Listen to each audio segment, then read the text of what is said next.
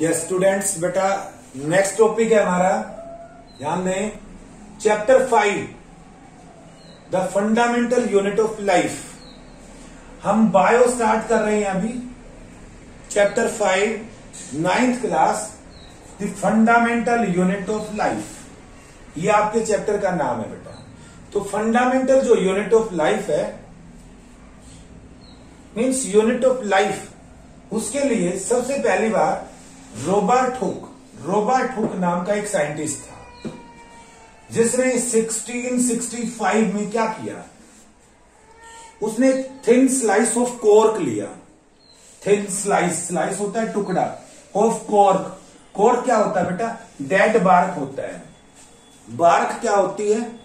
ध्यान दें, कोई भी प्लांट होता है और उस प्लांट के चारों तरफ जो उसकी छाल होती है, जिसको आप पापड़ कहते हैं, प्लांट का जो पापड़ होता है चारों तरफ से, उसको हम इंग्लिश में बार्क कहते हैं। लेकिन बार्क एक नॉन टेक्निकल साइंटिफिक टर्म नहीं है ये, ठीक है।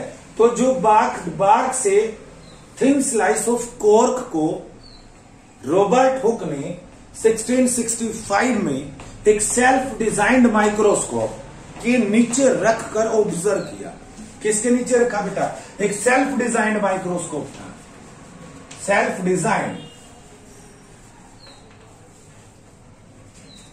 Designed microscope. जब उसने सेल्फ डिजाइंड माइक्रोस्कोप के नीचे उस डेड बार्क को रखकर ऑब्जर्व किया, तो उसने वो स्ट्रक्चर कैसा अपीयर हुआ उसे? हनी कॉम्ब लाइक स्ट्रक्चर्स उसे अपीयर हुआ, means the structure which resembles to the honeycomb like. और उस हनी कॉम्ब लाइक स्ट्रक्चर के अंदर बहुत ज्यादा बॉक्सेस थे, और उन्हीं बॉक्सेस को, लिटिल रूम्स को रॉबर्ट हुक ने सेल का नाम दिया है। सेल क्या होता है? ध्यान दें, जो रॉबर्ट हुक है उसने सेल वर्ड दिया बेटा। सेल एक लैटिन भाषा का शब्द है। Cell is a Latin word जिसका मतलब होता है लिटिल रूम। तो जो honeycomb like structures Robert Hooke ने अपने सेल्फ डिजाइंड माइक्रोस्कोप के द्वारा ऑब्जर्व किए।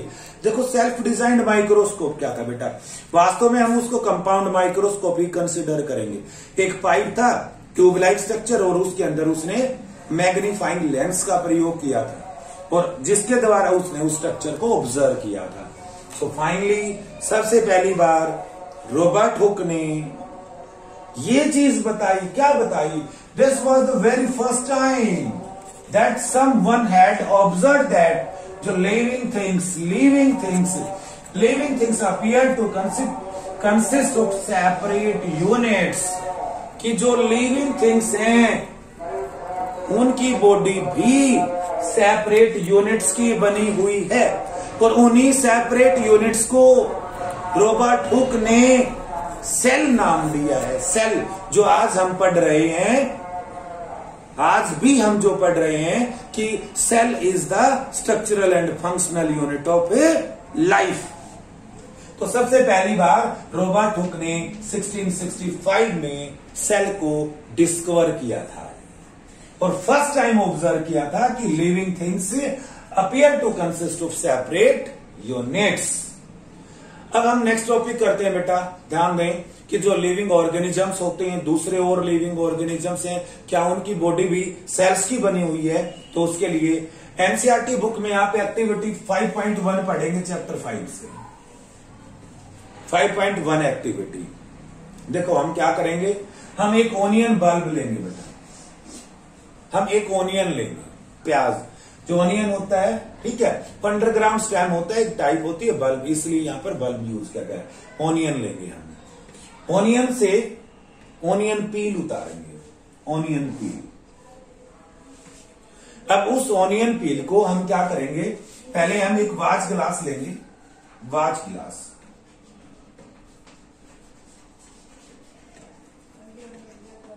ये ग्लास की बनी हुई एक कटोरी सी होती है, उसमें हम पानी रख लेंगे, और उस ओनियन पील को हम उस पानी में रख देंगे ताकि वो ड्राई ना हो, फोल्ड ना हो।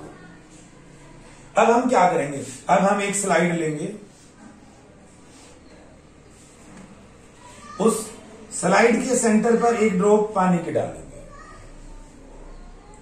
फिर हम एक लैंप ब्रश की सहायता से इस लीफ पील को ऑनियन पील को हम यहां पर ट्रांसफर करेंगे इस पानी की ड्रॉप की जस्ट ऊपर। और इस बात का हम ध्यान रखेंगे कि ये जो ऑनियन पील है ये फोल्ड नहीं होनी चाहिए। अब हम इसके ऊपर क्या करेंगे, हम इसके ऊपर एक ड्रॉप सैफरनिन सॉल्यूशन की डालेंगे। सैफरनिन सॉल्यूशन एक प्रकार की स्टेन होती है। हम यहां पर स्टेनिंग प्रोसेस करते हैं और स्टेनिंग का मतलब होता है एक डाई की सहायता से जिसकी हम स्लाइड बना रहे हैं उसको कलर करना। तो स्टेनिंग प्रोसेस होता है colouring the different components of the substance. तो यहां पर हम सैफरनिन सॉल्यूशन का प्रयोग करेंगे। अब ध्यान दें, सैफरनिन की ड्रॉप डालने के बाद हम कवर स्लिप लेंगे और इस स्ट्रक्चर को कवर स्लिप के साथ कवर कर देंगे। जब हम कवर स्लिप लगाएंगे तो हम नीडल का प्रयोग करेंगे to avoid the air bubbles. तो जब आप प्रैक्टिकली करेंगे तो ये पॉइंट आपको समझ आ जाएगा। अब हमारी एक टेम्परेरी स्लाइड तैयार हो गई है और उसको हम माइक्रोस्कोप के नीचे रखकर ऑब्जर्व करेंगे। देखो बेटा ध्यान दें, आपके एनसीईआरटी बुक में फिगर 5.1 दिया गया है। फिगर 5.1 और वो जो फिगर 5.1 है वो कंपाउंड माइक्रोस्कोप का है। किसका है? Compound microscope.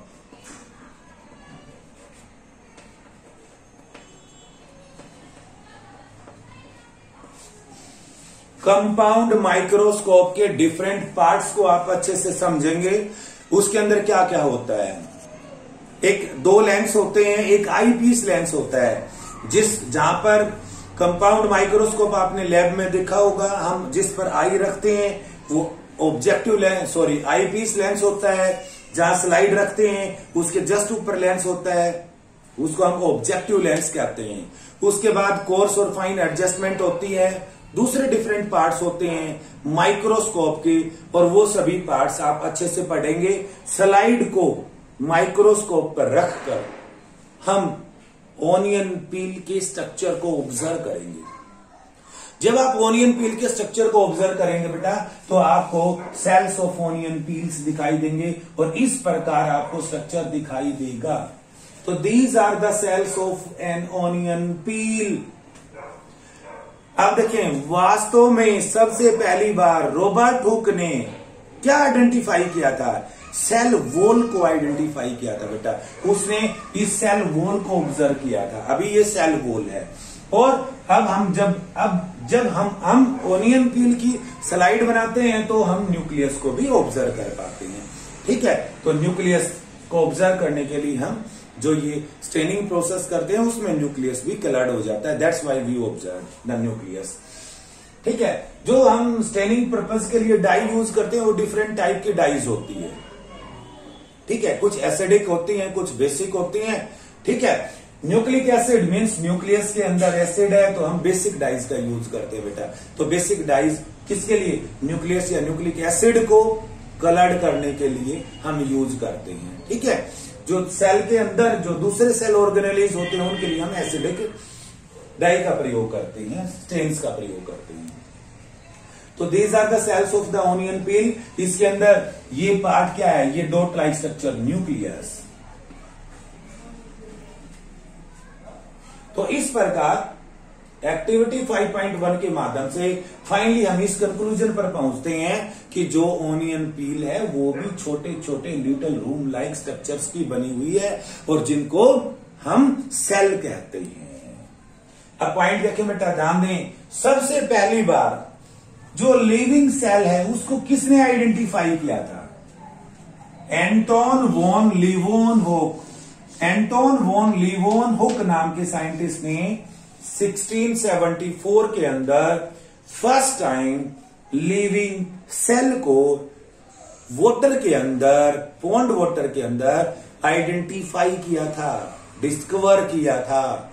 First living cell को, और उसी टाइम उसने फिर डिफरेंट बैक्टीरिया को, ह्यूमन बींग्स के अंदर स्पर्म्स को जो यूनिसेलुलर है उनको आइडेंटिफाई किया था। अब उसके बाद डिफरेंट साइंटिस्ट आए, उन हर एक साइंटिस्ट ने डिफरेंट एनिमल्स को, डिफरेंट प्लांट्स को माइक्रोस्कोप के नीचे रखकर ऑब्जर्व किया। तो उस केस में ध्यान दें, फिर सेल थ्योरी दी गई। सेल थ्योरी क्या चीज है? सेल थ्योरी में ये कहा गया बेटा, ध्यान दें, कि all plants and animals composed of cells, कि सभी प्लांट्स और एनिमल्स सेल्स के बने हुए हैं। तो इस केस में यस, एक स्लाइडेन नाम के साइंटिस्ट थे बेटा, जिन्होंने 1838 में, स्लाइडेन जो जर्मन बोटनिस्ट हैं, उन्होंने डिफरेंट प्लांट्स को माइक्रोस्कोप के नीचे रखकर देखा, प्लांट के डिफरेंट स्ट्रक्चर को आइडेंटिफाई किया, और फाइनली वो भी इस कंक्लूजन पर पहुंचे, हाँ ठीक है, डिफरेंट प्लांट्स भी सभी छोटे छोटे little room like structure cells के बने हुए हैं। फिर एक स्वान नाम के साइंटिस्ट थे बेटा 1939 में, जो एक ब्रिटिश जूलॉजिस्ट थे, ब्रिटिश जूलॉजिस्ट। उन्होंने क्या किया, उन्होंने एनिमल्स, डिफरेंट एनिमल्स को स्टडी किया, और फिर फाइनली उन्होंने भी बताया कि yes, animals are also made up of different, yes means cells. और उन्होंने इस चीज को आइडेंटिफाई किया था कि जो प्लांट्स और एनिमल्स के अंदर जो डिफरेंस होता है, कि जो plant cells are made up of means having cell wall, you can say plant cell, ठीक है, और एनिमल सेल में मेन डिफरेंस होता है presence of a cell wall. Cell wall plant cell में होती है। तो ये चीज स्वान नाम के साइंटिस्ट ने, ठीक है, फाइनली कंक्लूजन करके आपको बताया, ठीक है। तो अब इन दोनों ने, साइंटिस्ट ने मिलकर एक सेल थ्योरी दी बेटा। दोनों की बातों को रखा गया कि all plants and animals are composed of cells, और उस चीज को सेल थ्योरी दिया गया। लेकिन तो इन्होंने ये नहीं बताया कि नई सेल बनी कैसे। तो इसलिए रुडोल्फ विर्चो नाम के साइंटिस्ट ने 1855 में सेल थ्योरी को मॉडिफाई किया, और उन्होंने लास्ट में बताया, क्या बताया रुडोल्फ विर्चो ने, कि ओमनिस सेलुला ई सेलुला, ओमनिस सेलुला ई सेलुला, इसका मतलब होता है बेटा इस लाइन का, all cells arise from pre existing cells. अब एक सेल है, वो सेल डिवाइड होगा तभी नया सेल बनेगा, मींस ऑल सेल्स अराइज, कहां से अराइज होते हैं? From pre existing sales. सभी सेल्स प्री एग्जिस्टिंग सेल से ही अराइज होते हैं। ऐसा नहीं है कि आज इस एनवायरमेंटल कंडीशन में हम कोई नया सेल बना सकते हैं। नया सेल नहीं बना सकते, लाइफ ओरिजिनेट नहीं हो सकता, लेकिन एक सेल मल्टीप्लाई हो सकता है, तब नया सेल बनेगा। तो all cells arise from pre existing cell.